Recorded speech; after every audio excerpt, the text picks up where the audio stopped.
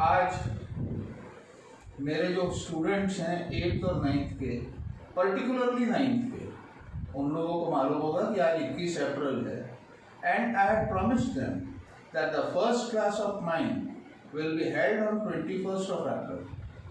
But because of this lockdown physical class लेना तो अब पॉसिबल है नहीं, लेकिन मैं ये भी नहीं चाहता कि मेरे बच्चे जो हैं वो घर में रहकर बोर हों।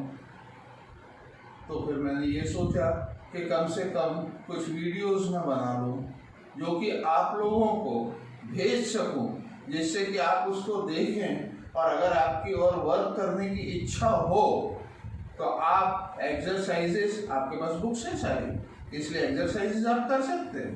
तो मैं ढंग से समझा दूंगा, समझाने के बाद you do your work. In case if you have got any other problem, my phone is on 24/7।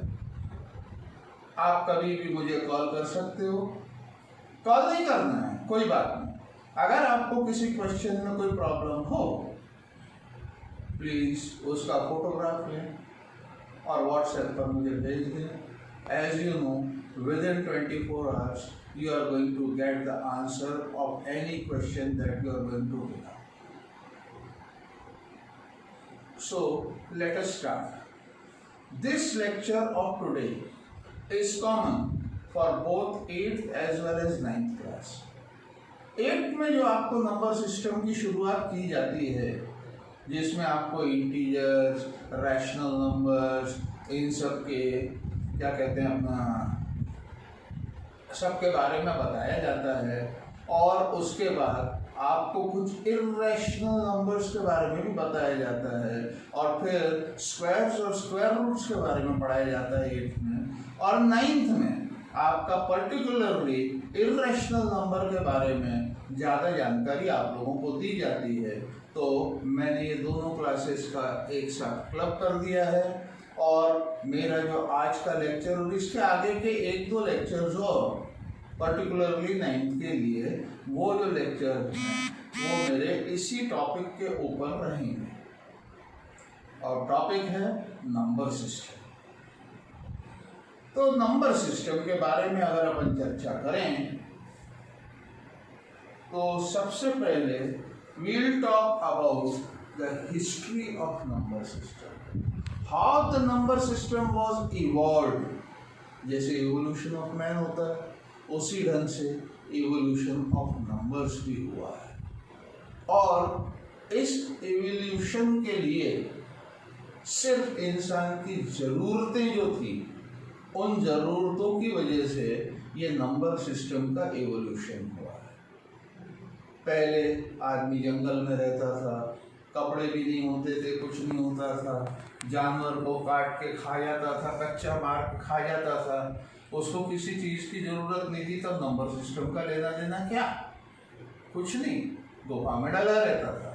लेकिन फिर धीरे धीरे धीरे धीरे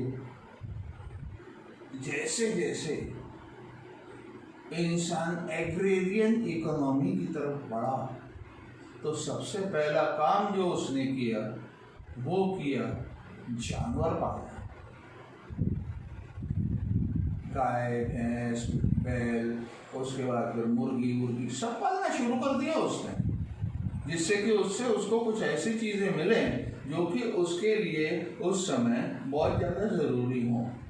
तो अब जब उसने जानवर पालना शुरू किया तो अब उसके दिमाग में सबसे पहले आया कि कैसे गिनना कि उसके पास कितने जानवर हैं।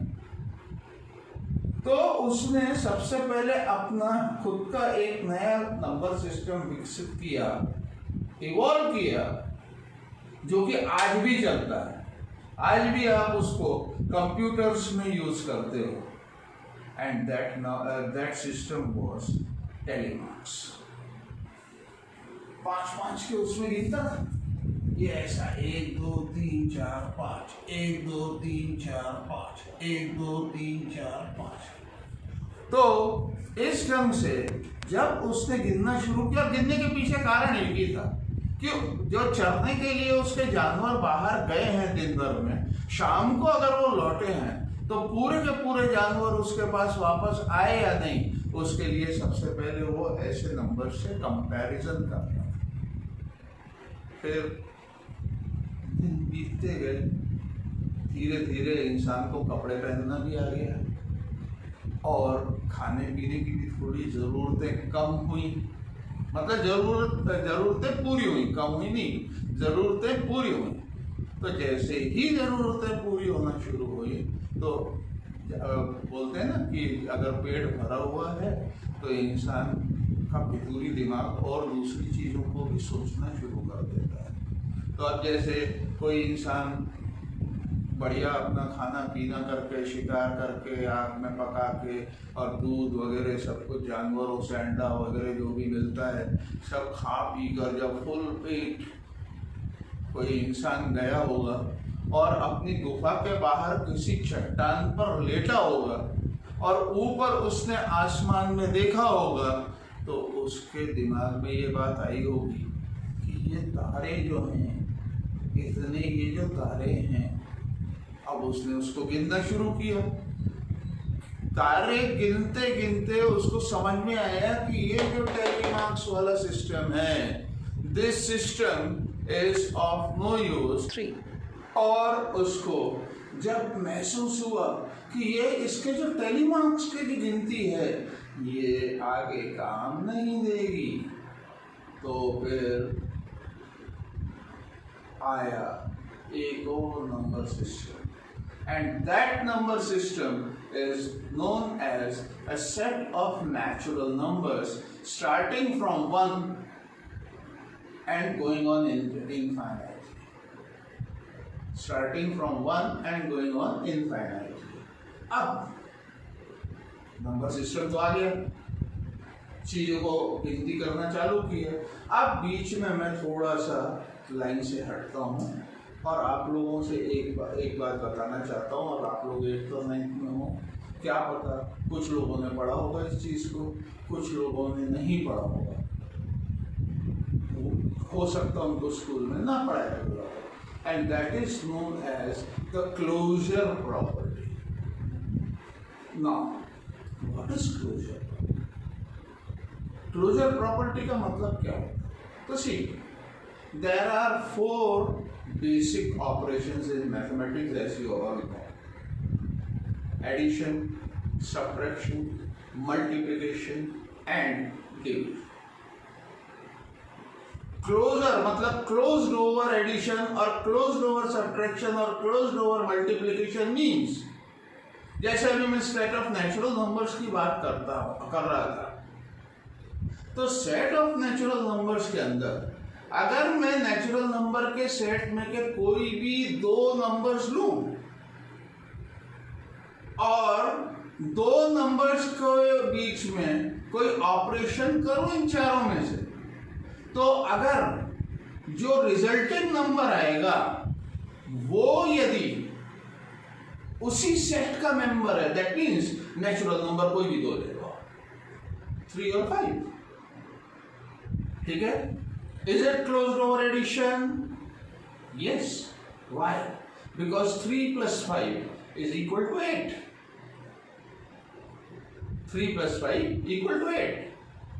आप लोगों को मान, and what is it? It is itself a natural number. It is in itself a natural number.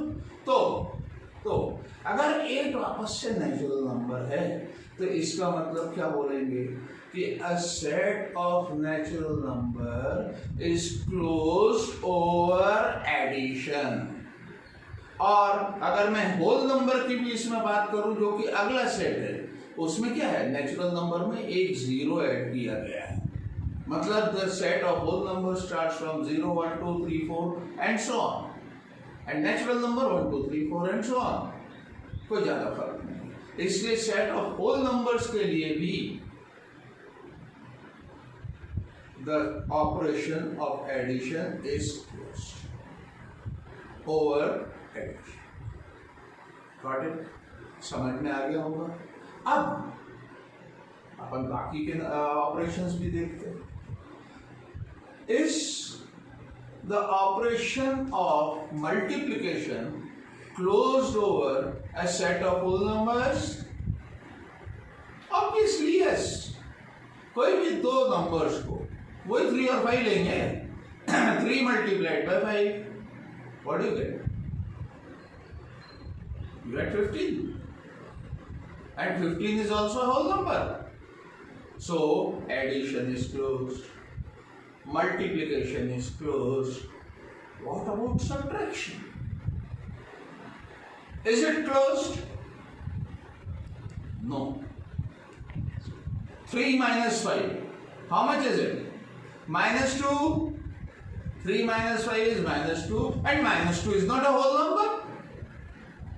तो धीरे धीरे जैसे जैसे इवोल्यूशन बढ़ता गया, इंसान में अकल आती गई, सोचने की ताकत बढ़ती गई और बहुत सारी कई चीज़ें उसको समझ में आने लगी, तो उसको ये लगा कि नहीं यार, ये जो सेट ऑफ होल नंबर्स है ये अपने लिए पूरा नहीं है, अपने को और एक सेट की जरूरत है नंबर्स का, और ये जो नंबर्स का सेट होना चाहिए ये होल नंबर के सेट से काफी बड़ा रहेगा, बहुत बड़ा रहेगा, करीब करीब डबल समझ के चलो। तो फिर a set of integers came into being. What is a set of integers? It contains all the whole numbers and all the negative numbers. So you have studied set of integers, and about integers is 7th standard. So this set of integers is bigger than whole number, और इसमें negative numbers भी incorporate किए गए हैं। तो अब अपन integers के बारे में चर्चा करें। तो set of integers, is it closed over the operation of addition? Yes, obviously. Is it closed for operation of multiplication? Yes. Is it closed for operation of subtraction? A big yes. It is closed for subtraction also. Yeah. 3 minus 5. दोनों को add किया, -2 answer आ रहा है. And -2 is also a set of is also a member of the set of integers. But is it closed? Is it closed for the operation of division? No. 3 divided by 5 gives you 3 upon 5. The answer in decimal form is 0.6, which is not a member of the set of integers. तो फिर वापस से number system और बड़ा हुआ, और बड़ा हुआ तो एक नया सेट, एक नए सेट की जरूरत महसूस हुई, and that set was a set of rational numbers. That set is a set of rational numbers. And what are rational numbers? Rational numbers are the numbers of the form P upon Q such that P and Q belong to a set of integers. P and Q belong to set of integers Q not equal to 0, Q not equal to 0, and P and Q do not have any other factor other than 1. This is the exact definition of rational numbers. Rational numbers are the numbers of the form P upon Q, such that P and Q both belong to set of integers. Q is not equal to 0, and P and Q do not have any other common factor other than 1. Why? Because if Q is not equal to 0, that means this number is not defined, it is infinity. Anything divided by 0 is infinity or not defined. So Q cannot be equal to 0. Next, P and Q do not have any other factor, a common factor other than 1. For example, if I tell you that I have got these two numbers, 1 upon 2, 2 upon 4, 3 upon 6. Now, out of these three, these are fractions. But all three are not rational numbers. Rational number is only this one. Why? Because it does not have any common factor. Here, the common factor is 2. Here, the common factor is 3. Hence, they cannot be considered as rational numbers. The rational number will only be 1 upon 2. I hope you might have understood what do you mean by rational numbers. So now, rational numbers, are they closed over a set of addition? Over the operation of addition? Yes. Subtraction? Yes. Multiplication? Yes. Division? Again, yes. Again, yes. I hope you might have understood this. Now, rational numbers can be converted into decimal form. Rational numbers can be converted into decimal form. For example, 1 upon 2, 0.5 decimal. Then I have given you 3 upon 5, 0.6, again decimal. So, rational numbers can be converted into decimal form, but when you convert any number into its decimal form, you get two types of decimals. One is known as terminating decimal and the other is known as non-terminating but repeating decimals. There is third category also, and that is non-terminating, non-repeating. We'll talk about it later. But out of these two categories, that means rational numbers can be converted into two categories. First is terminating decimal, the other is non-terminating but repeating decimal. For example, if you have got 4 upon 3. If you have got 4 upon 3, okay, if you start dividing 4 by 3, you will go on and you will get 1.333333 and so on. 80 साल के बुढ़े भी हो जाओगे और बस जिंदगी भर यही काम करोगे तो भी अगला 3 आते रहेगा,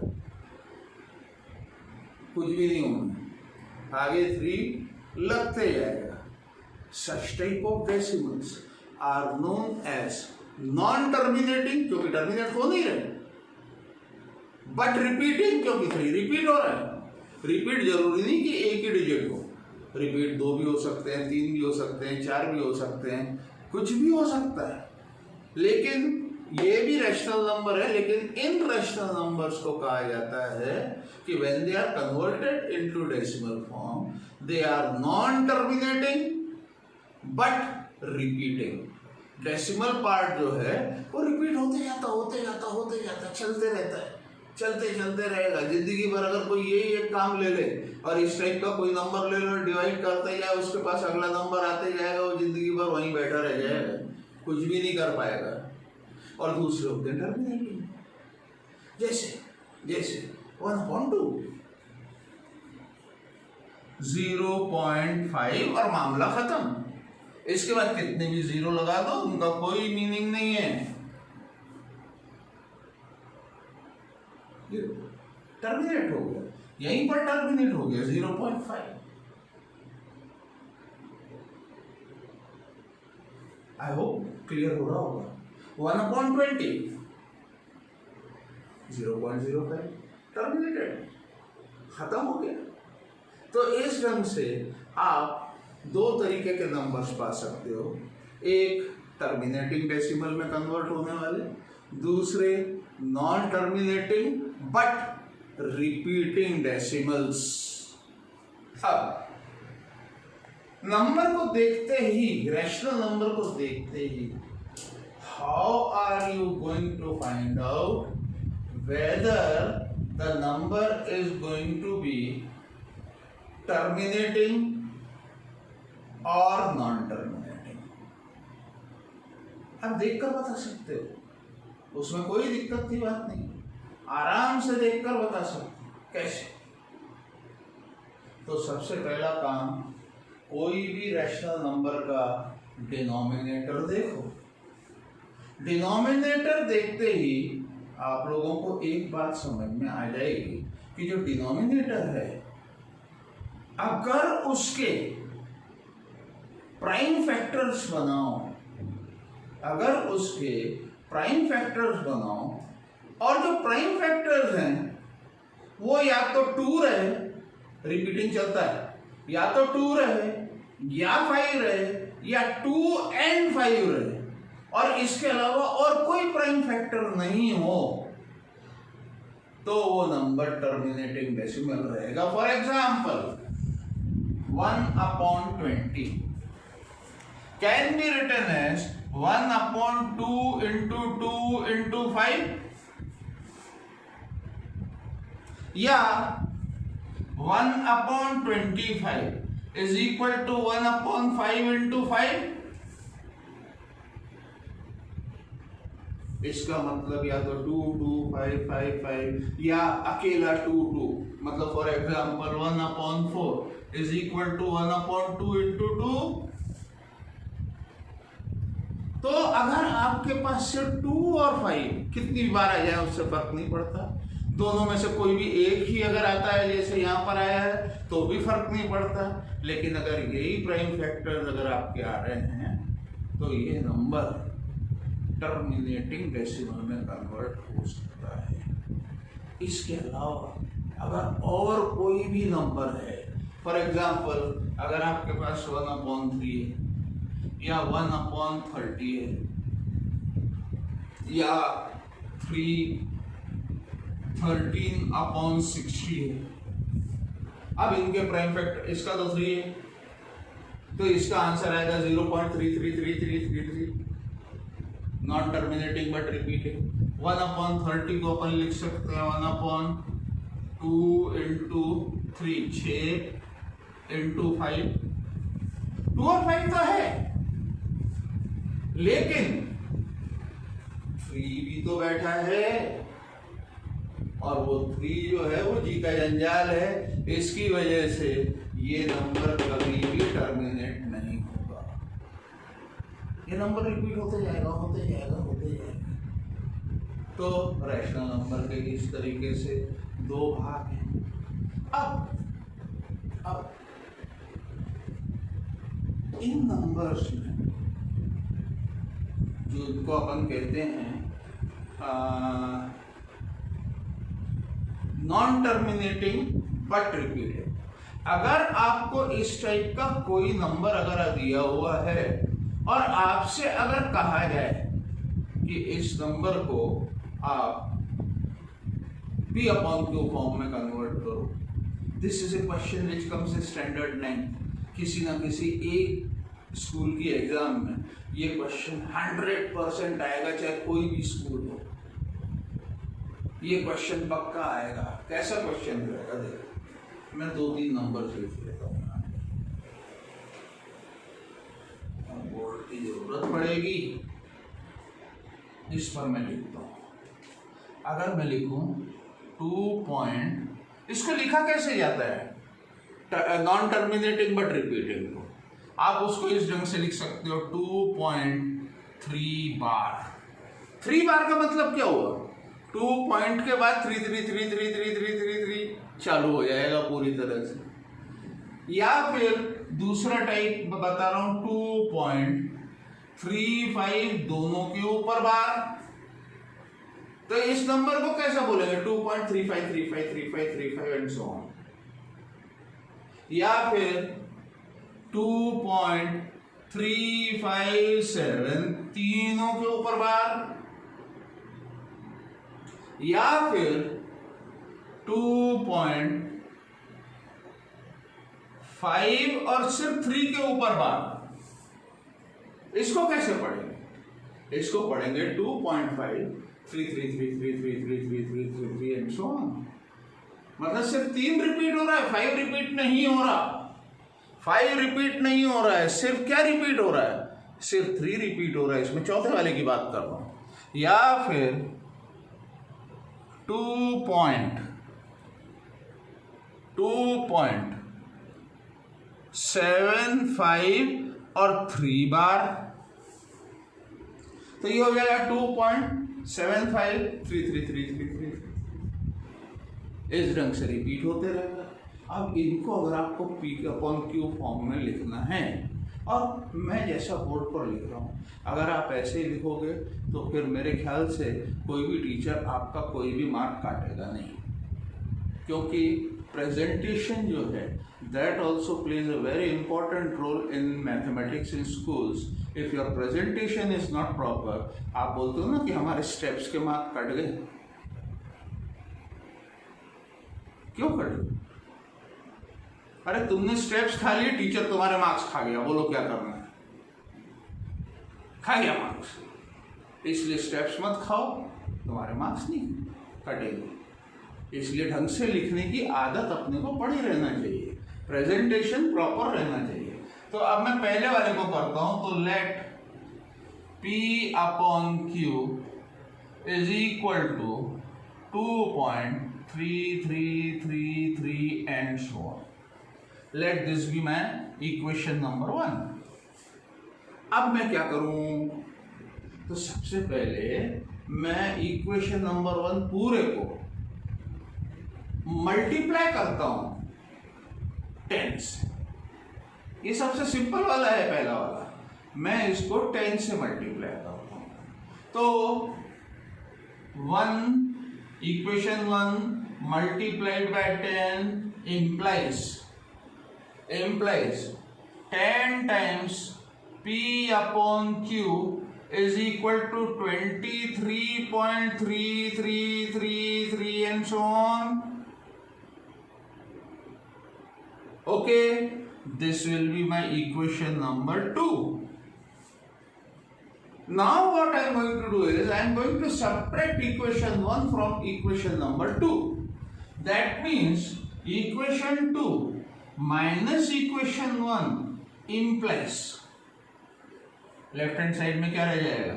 9 times P upon Q, 10P upon Q minus P upon Q will come to 9 times P upon Q is equal to 21. ये 3 गए, गॉन। मतलब पूरा डेसिमल पार्ट जो है वो सब्ट्रैक्ट होकर खत्म हो गया, वो इनफाइनाइट हो, कुछ भी अपने को उससे कुछ लेना देना नहीं है।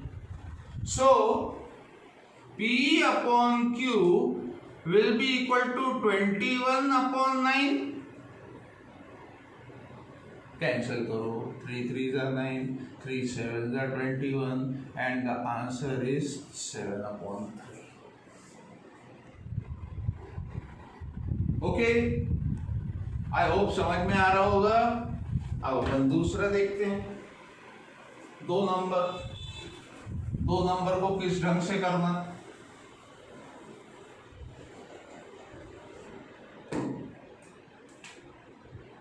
लेट, बिल्कुल लिखना इसी ढंग से है आपको।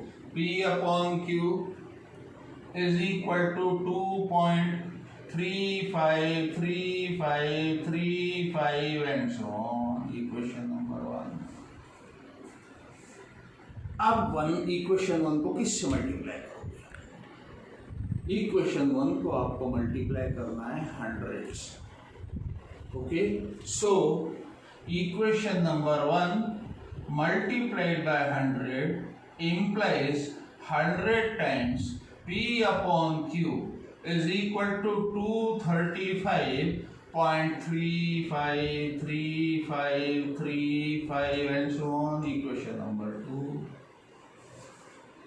अब देखो वापस से डेसिमल पार्ट कॉमन आ गया। अगर मैं 2 - 1 करूँ तो डेसिमल पार्ट खत्म हो जाएगा। तो what I am going to get, equation 2 minus equation 1 implies 99 times P upon Q is equal to 233. That implies P upon Q is equal to 233 upon 99। जाता है क्या? नहीं जाता, नहीं जाएगा, कटेगा नहीं, हो गया, आपका आंसर आ गया 233 अपॉन 99। अब तीसरा आप ही लोग करना।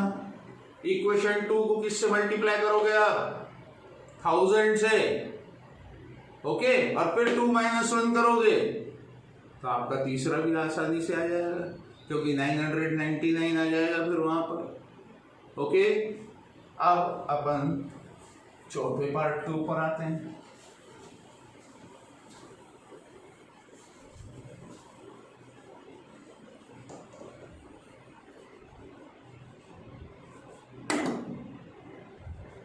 और वो है late P upon Q is equal to 2.53333 and so on, equation number 1। अब इसमें जैसे उसमें 2 स्टेजेस में 2 इक्वेशन में काम चल गया था, यहाँ पर 2 इक्वेशन में काम नहीं चलेगा।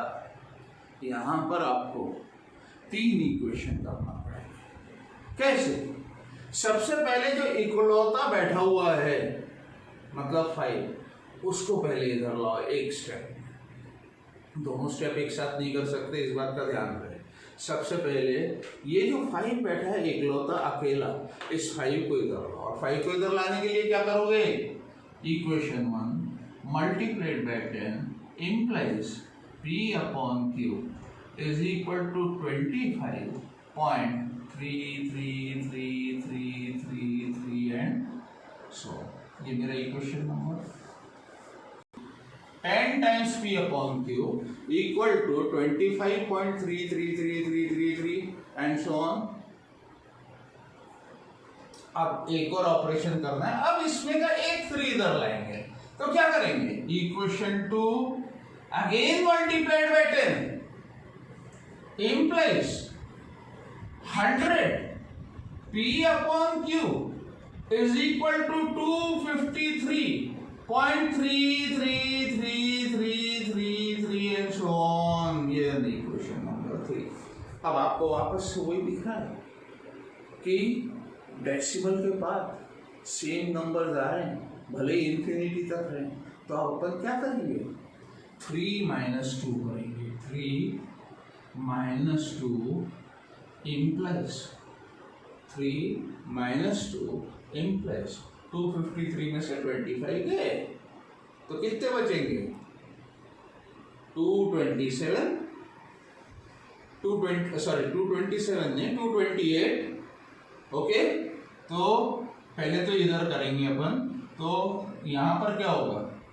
90 times P upon Q, 90 times P upon Q is equal to 228।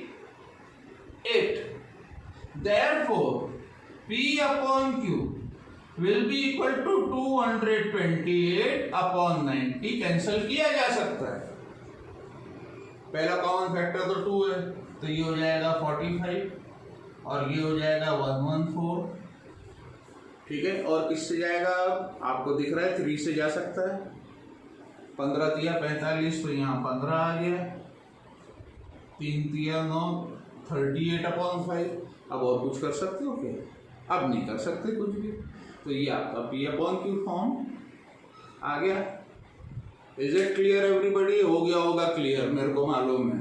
अब मैं आप लोगों से, क्योंकि मैं शौकिया ये सब काम करता हूँ, तो इसलिए अगर आपके किसी फ्रेंड को जिसको स्कूल में ये सारी चीज़ें समझ में नहीं आई हों, उनको भी आप, मैं इसको YouTube पर भेज रहा हूँ, लिंक भेज दो कि अगर किसी को देखना है तो वो भी देख सकता है। ठीक है, ये काम आप कर सकते हो, मेरी तरफ से खुली छूट है, कोई फर्क नहीं पड़ता। ओके, सो नाउ अगला लेक्चर मैं अब आपको परसों दूंगा, वो मैं दूंगा। अच्छा हाँ, ये एक चीज रह गई, कभी कभी भूल जाता हूँ, इसको भी इसी टाइप से करोगे, वही 3 स्टेप रहेगी, P/Q equal to this much. Okay, अब 2 डिजिट खिसकाना है तो पहले 100 से मल्टीप्लाई करोगे, तो equation number 1 multiplied by 100 will give you 275.333333। उसके बाद फिर एक 3 को इधर लाओगे, तो again equation number 2 multiplied by 10, तो हो जाएगा 1000 P/Q is equal to 275.333333। Decimal का पार्ट कट जाएगा, इसमें से उसको 275 को माइनस कर दो और जो आंसर आएगा उसको डिवाइड कर दो 990 से, आपका काम। ओके, समझ में आ रहा है? तो आप ये लिंक भेज सकते हो किसी को भी, मैं इसमें कोई ऑब्जेक्शन नहीं लूंगा, it is up to you. Okay, so अब मैं परसों बात करूंगा आप लोगों से।